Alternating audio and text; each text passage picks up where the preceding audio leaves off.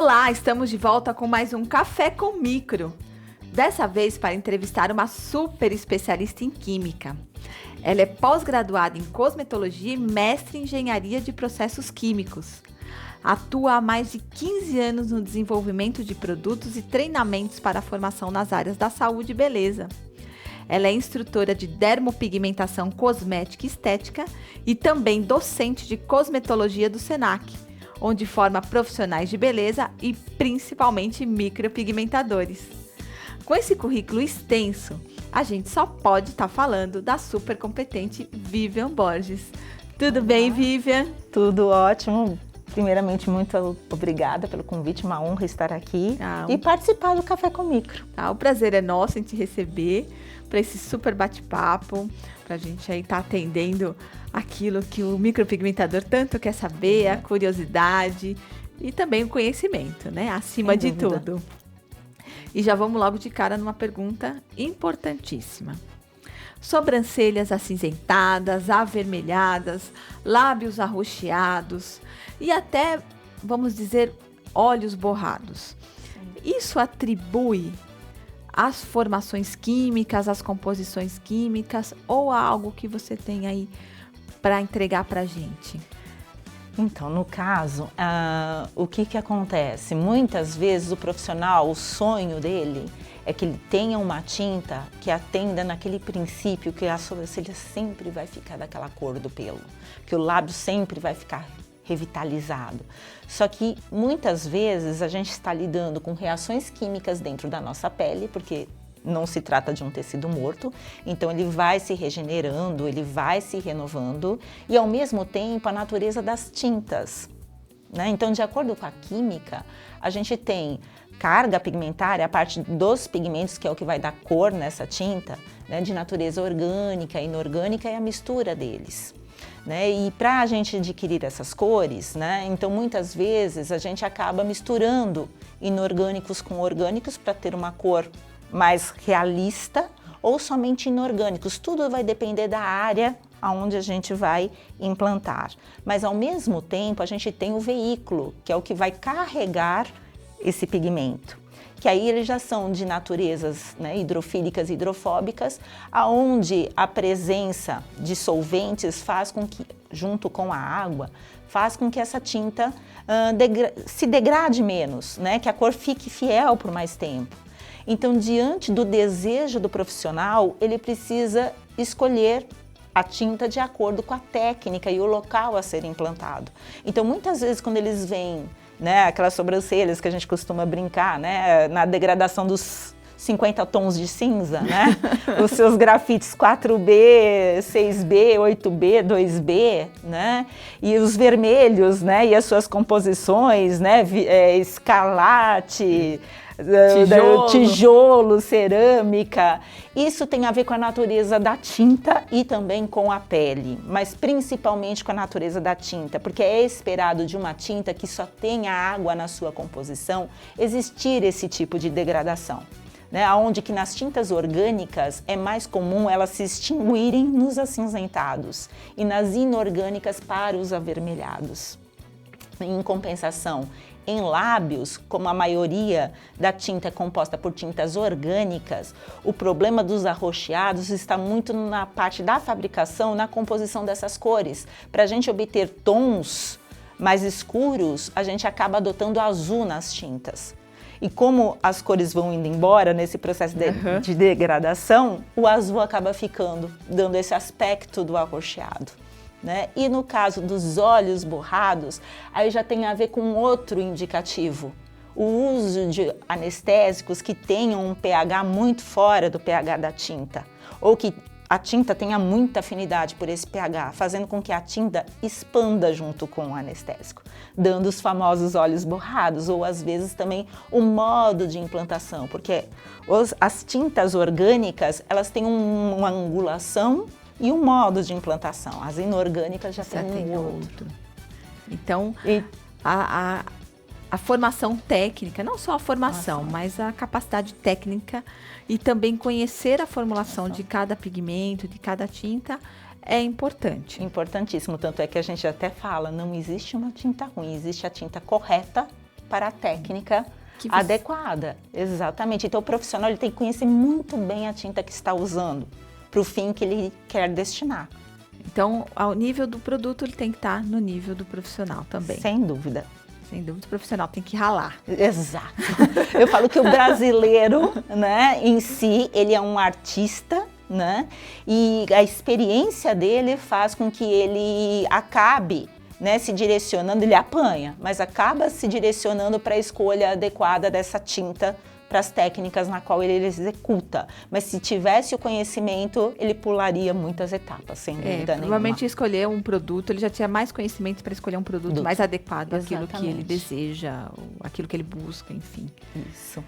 E você vê assim, que nem você falou que o brasileiro, por natureza, é artista, e a gente vê que o micropigmentador brasileiro, vamos colocar ele como um profissional, como carreira, ele se destaca em qualquer lugar do mundo. Ah, isso sem dúvida. Isso assim, é memorável, né? E você pensa que a Anvisa, depois que ela chegou, por sua regulamentação na questão de produtos, ela ajudou? Ah, mas sem dúvida. Porque assim, até 2008, né, se quisesse colocar nanquim, se colocava, se fabricava tinta no próprio estúdio. Então, com a Anvisa, com esse órgão regulador, ele começou a definir, não, é um produto para a saúde. Exato. Então, é um produto que você vai implantar na pele, porém, ele não é temporário, a gente considera ele como um definitivo e como tal, ele precisa ter um comportamento de metais pesados controlados. Eu não posso ter algo que supere a casa de uma parte por milhão ou por bilhão de alguns metais pesados. E ao mesmo tempo, isso ela é muito exigente, por isso que muitas tintas importadas não conseguem entrar aqui, porque barram nesse princípio. Porque não respeitam essa concentração de chumbo ou de cobre que está em excesso, que é o que é permitido pela Anvisa. Então, eu costumo sempre falar que a Anvisa é um dos órgãos mais exigentes do mundo. Então, a partir do momento que uma tinta ou qualquer outro produto é regulamentado, é registrado na Anvisa, ele transita em todo mundo. Né? Então, diante disso, muitos, né, de fora têm essa dificuldade em registrar os produtos para micropigmentação ou qualquer outro da área, por exemplo, de tatuagem também, porque a exigência é extrema. Então, tem casos de produtos que levam 3, 6, 10 anos para ter o seu registro. Porque não é só também passar por essa parte de metais pesados, essa análise fisicoquímica, é também passar por testes in vivo e in vitro. Né? Então, diante disso, você tem a segurança de que você está realmente usando um produto para a saúde, porque afinal de contas é algo que vai permanecer com você pelo longo da tua vida. Ou por toda a vida. Né? Exatamente. Muitas vezes por toda a vida. Então, tem que garantir que não vai ser cancerígeno, que não vai transmitir para os seus descendentes. Exatamente, há muita gente. Né? E com isso não vai acabar também te causando algum malefício no futuro. E aí faz com que a micropigmentação permaneça aí, como já vem, né, historicamente. A gente ganhando sabe cada vez mais força. que a pigmentação da pele, ela é histórica, acho que desde que o homem é homem, né? É um padrão cultural, é um padrão da estética e eu até falo que às vezes até um padrão terapêutico, porque levando a autoestima, a gente já está atuando com esse lado terapêutico. E a gente sabe que tem muitas atuações nas áreas médicas e corretivas. Exato. E tudo. E o que eu estou vendo é um crescimento muito grande nessa parte de multidisciplinaridade. Isso é muito importante. E aí dentro dessa questão, você como docente, né? Que a gente como docente dá aula para médicos, esteticistas, várias profissões que querem atuar nesse nosso universo da micropigmentação. Qual é a sua maior dificuldade em ensinar pigmentologia ou, como você chama, o estudo dos pigmentos? Eu falo que a maioria vem com trauma, a gente costuma falar com trauma de infância, mas na realidade vem com trauma quando a gente começa a falar em alguns fundamentos de física por causa da colorimetria e de química por conta da pigmentologia, o pessoal... Eu falei assim, não, a gente E não vai biologia ainda. Então o pessoal, nossa, mas eu fugia disso no colégio. Eu falei, então, mas isso aqui, sem isso, você não consegue ter uma fundamentação para você partir, porque eu falo que o conhecimento é a chave, né, para você se diferenciar no mercado e também fazer com que o seu cliente tenha mais segurança em relação ao procedimento. Porque ele percebe que você é um conhecedor de causa. Então ele está sabendo, de certo modo, porque a preocupação dele é assim, a minha sobrancelha vai ficar azul? Sim. Eu não vou sair daqui parecendo uma fita isolante na testa? Então essa é a preocupação dele. Por quê? Porque a gente vê muitas pessoas despreparadas, né? Eu digo assim, mais pela falta da informação, de conhecer realmente aquilo que está aplicando na pele. Principalmente implantando na pele.